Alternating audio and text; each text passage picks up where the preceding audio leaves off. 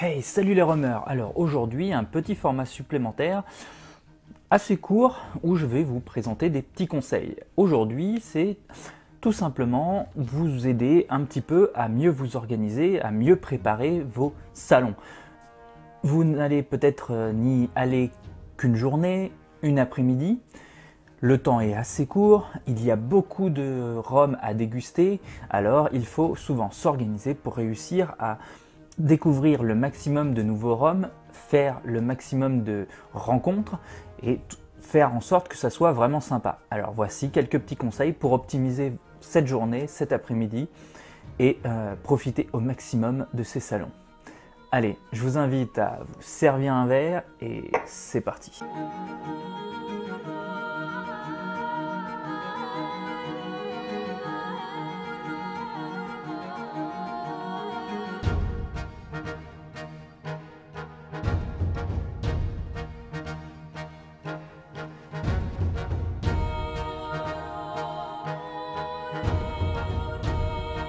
Alors aujourd'hui, il y a quand même pas mal de salons, hein. Il faut savoir qu'avec le Rumfest, le Whisky Live, et Paris, Marseille, Bordeaux, il y a pas mal de salons. Il y a aussi le salon de l'agriculture. Il y a plein de petits salons qu'on peut avoir en région, des foires, etc. Il y a de multiples occasions qui nous sont faites de pouvoir déguster de nouveaux rhums, de faire des petites découvertes, des nouveautés, rencontrer les producteurs, etc. C'est vraiment sympa et c'est convivial, c'est aussi une bonne occasion de se faire plaisir. Et cela juste en parlant de la France, parce que bien sûr, quand on parle de la Belgique, de l'Espagne, de l'Angleterre, même des États-Unis et encore bien d'autres pays, il y a des salons du rhum un peu partout et souvent il y en a même des bien plus grands à l'étranger que ceux qui sont en France. Donc voilà, c'est plein d'occasions qui nous sont faites de découvrir des rhums, de rencontrer les producteurs, de faire des petites dégustations qui sont très sympas. Mais quid de bien les organiser, surtout quand on est un jeune amateur, que l'on ne sait pas forcément quelles sont les marques, qu'est-ce que l'on aime soi-même. Ce salon-là, on a vraiment envie d'y aller, on a envie de faire cette petite découverte, mais on ne sait pas nécessairement par où commencer, par quoi aller faire, vers quel stand aller en premier, qu'est-ce qu'il faut déguster, comment bien déguster. Alors, je vais essayer de vous faire un petit peu la rétrospective de ce qu'il faut préparer pour essayer d'avoir une journée qui se passe au mieux. Il y a plusieurs choses à préparer, les masterclass, les stands qui sont présents, se faire un petit planning, une organisation de priorité de ce que l'on veut faire. Il y a aussi ce que l'on va apporter dans son sac, parce qu'il y a des choses que l'on peut apporter soi-même qui vont nous permettre de profiter au mieux du salon. Et une petite prévention par rapport à l'alcoolisme, parce que c'est quand même quelque chose qui a un impact assez fort dans ce genre de salon. Pourquoi je vous parle de ça? Tout simplement parce que moi aussi j'ai débuté, hein, j'ai fait mon premier Rumfest avec le Rumfest Paris de 2018 et j'y suis allé avec une méconnaissance complète du milieu. J'adorais ça le rhum, hein, mais j'étais vraiment un jeune amateur, je connaissais peu de marques et je ne savais pas du tout comment était organisé un salon. J'y suis allé vraiment sans rien préparer, sans rien avoir avec moi, à part mon appareil photo parce que je voulais avoir quelques souvenirs du moment. Et ça a été assez... bon, j'ai quand même bien profité du moment, mais j'aurais pu faire bien mieux. Typiquement, par exemple, j'ai pas du tout été vers les premiers stands que j'aurais voulu faire en fait, parce que tout simplement je les connaissais pas. J'ai fait de très belles découvertes, mais je les ai faites par hasard. Les masterclass aussi, j'ai pu m'inscrire à 2-3 masterclass qui ont été très intéressantes, mais j'aurais peut-être pu en faire plus si je m'étais organisé un peu plus à l'avance. Et pareil pour les dégustations, j'en ai fait qu'une petite vingtaine.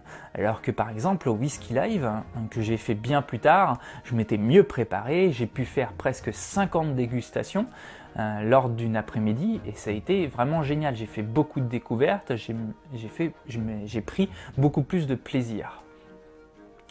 Donc voilà, je sais que lorsque l'on est jeune amateur, il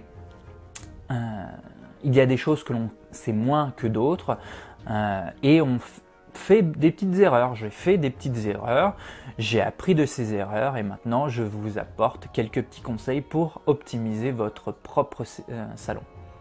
Alors les masterclass, ouais, c'est franchement important les masterclass. Sur des sites comme pour le Romfest ou le Whisky Live, les masterclass, vous les avez à l'avance, vraiment à l'avance, hein, même plusieurs mois à l'avance. Par exemple, pour le Romfest, vous devez vous inscrire à ces masterclass. Et les places, elles sont limitées, donc il faut vraiment vous y prendre à l'avance pour aller profiter de ces masterclass et être sûr de pouvoir vous en profiter.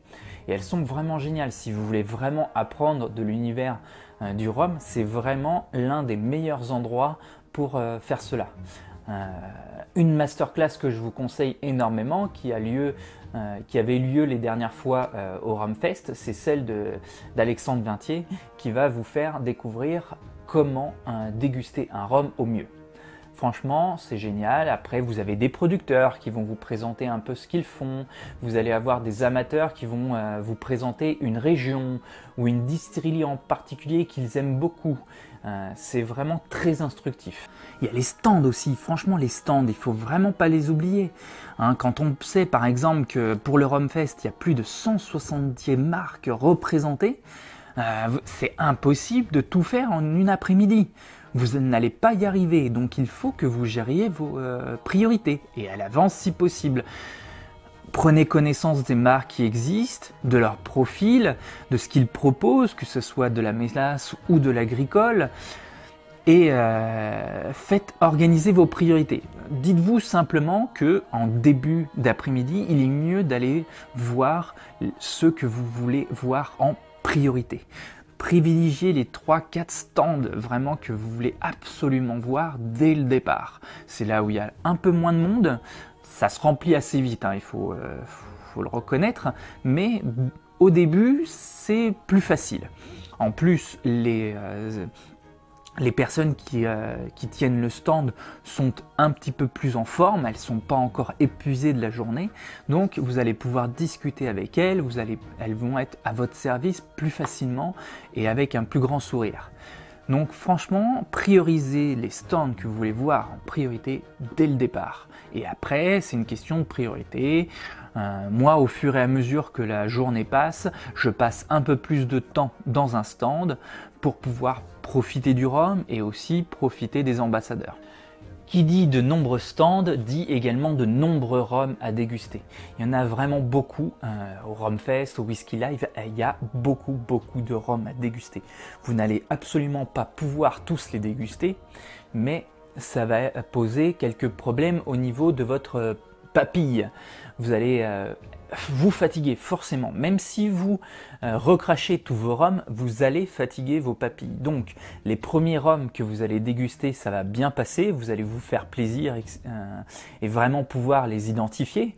Mais plus vous allez en déguster, plus ce sera difficile de vraiment prendre plaisir et vraiment identifier les caractéristiques, l'appréciation que vous avez d'un rhum. Donc ceux que vous allez déguster vers la fin, c'est ceux que vous allez le moins comprendre. C'est donc mieux de commencer par ceux que vous voulez vraiment identifier, ceux que vous pensez être les plus susceptibles d'acheter plus tard. Donc pareil, priorisez, faites en premier les stands qui vous plaisent le plus et ceux que vous voulez découvrir ou ceux que vous voulez redécouvrir par la suite, un peu plus tard. Un truc qui est important à ne pas oublier, c'est la préparation de votre sac. Alors il faut savoir que dans certains événements, vous ne pouvez pas avoir de sac avec vous. Ça sera réservé au vestiaire. Mais si vous avez la possibilité d'avoir avec vous quelques effets, moi je vous conseille d'avoir quelques petites choses avec vous qui vont vous simplifier la vie, qui vont vous aider en fait à pouvoir durer plus longtemps et à pouvoir identifier plus de rhum. Les premières choses, ce sont tout simplement du pain et une bouteille d'eau. Une petite, ça suffit, vous n'avez pas besoin de prendre une grande bouteille d'eau.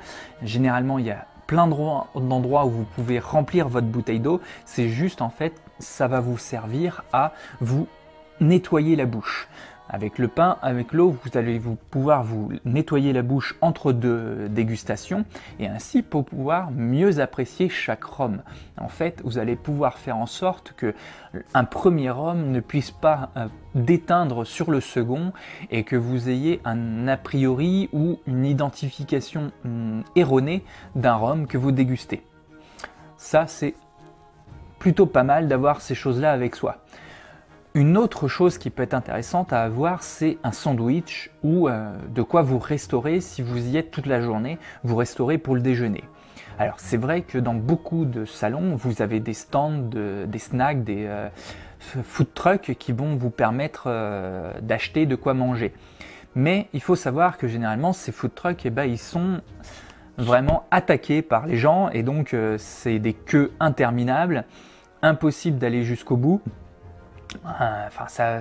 Vous allez perdre facilement 1 heure, 1 heure et demie pour avoir votre pauvre sandwich. C'est impossible. Avec une petite journée comme ça sur un salon, si vous avez envie de perdre 1 heure à faire la queue, comme à Disney, c'est votre problème. Mais moi, ce que je préfère, c'est quand même profiter des rhums. C'est vraiment pour ça que j'y suis. Donc, ce que je fais, c'est que généralement, je prends un sandwich avec moi ou je mange avant d'y aller.